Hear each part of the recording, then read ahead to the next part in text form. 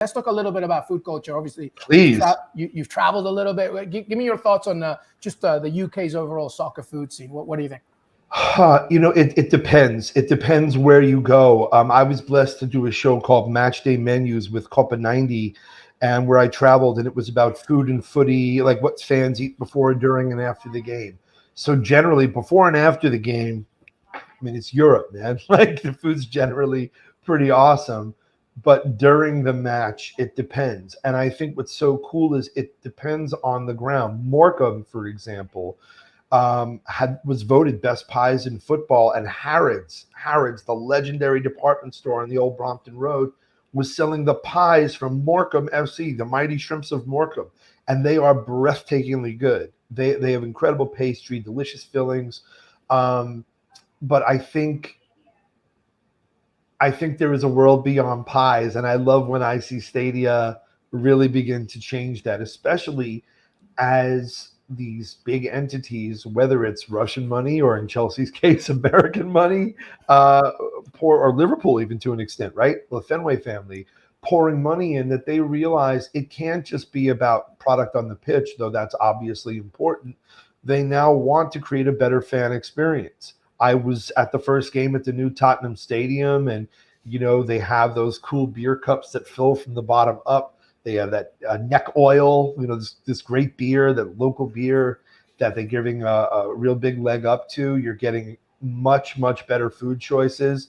I think that, as an American who's kind of spoiled for choice, that we could go to Qualcomm Stadium and get like a bomb fish taco. You go to see the San Francisco Giants play, and they've got hydroponic herbs growing. You go to, there's like sushi at Yankee Stadium and stuff now. And Danny Meyer from the Shake Shack group is doing his thing.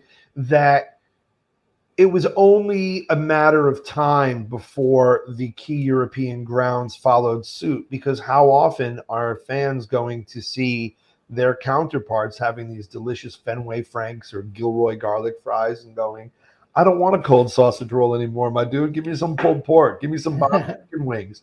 And the other thing that I think is really cool is that you see different grounds are making the ground an experience. So now fans are staying after the match to listen to music, to hang out, and they've embedded bits of their history around there. And I think that's the stuff that's so special. I went to the Anoeta when I was in San Sebastian filming something. There was no game. Griezmann was obviously, the hotness at the time.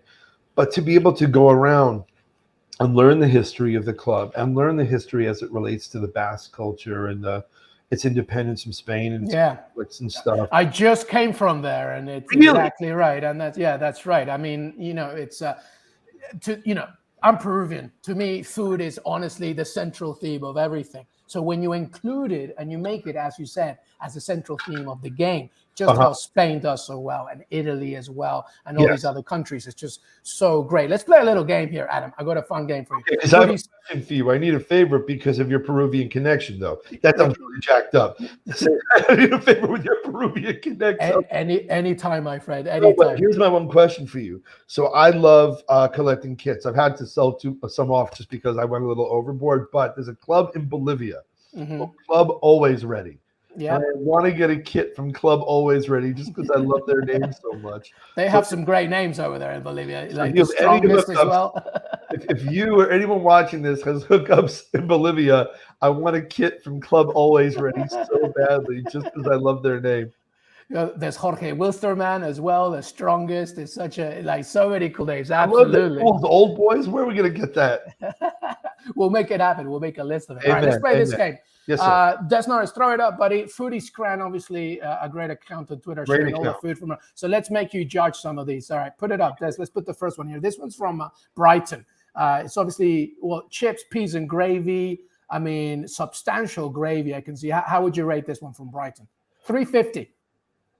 Well, I have to do with the American math, so I'm like, damn, that's $7. But I mean, actually, I think it's around the same right now. It's probably about 350, 375. Let's say $4 for the sake of argument. I would want personally. I mean, I'm sure it's delicious. I'd want a little more protein just from my own palate.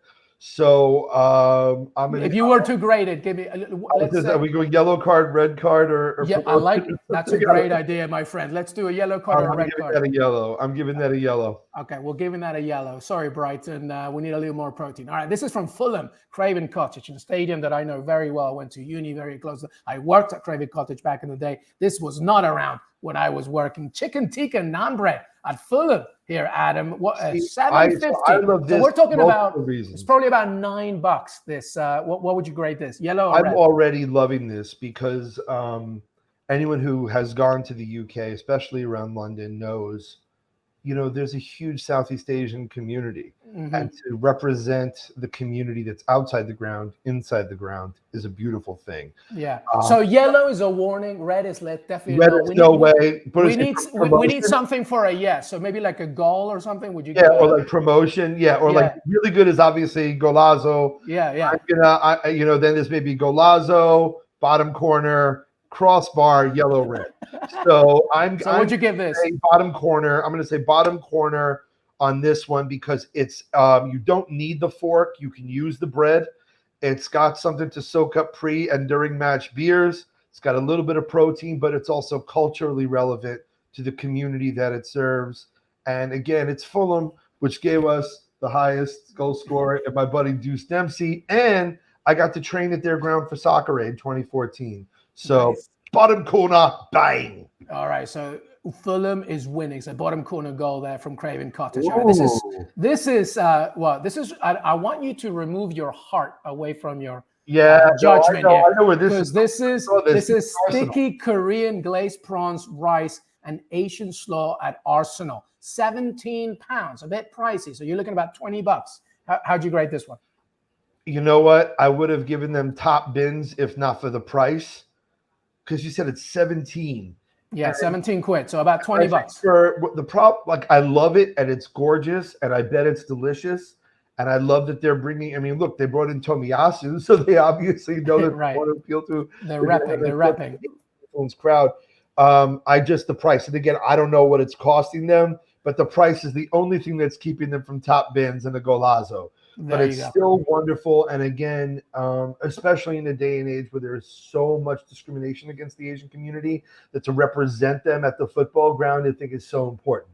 So as much as it pains me because it's Woolwich Wanderers. Let's give it a penalty.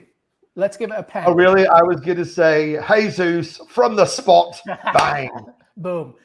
I love it. All right, let's move to the next one. This is from your own ground, my friend. Lotus Biscoff donut at Tottenham. $2.95, like $3.50.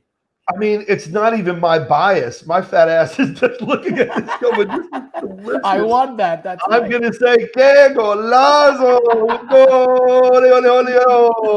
I knew you were going to go there. I love it. It's a great price, though. It's a great price, right? All right, let's go here. Oh, look at this. I wonder if you recognize this, Adam. Scotch egg at Grimsby Town. £4, which is about $6. How do you rate this? Okay, so Scotch eggs, I mean, they should come with like an angioplasty or at least a rebate on your health insurance. You know what the thing is? So the only reason why, and I'm a shareholder in this club. I know, that's why we brought it up. I think it is a great looking Scotch egg because the yolk is runny, which is why I'm going to give it the dot shot from the spot.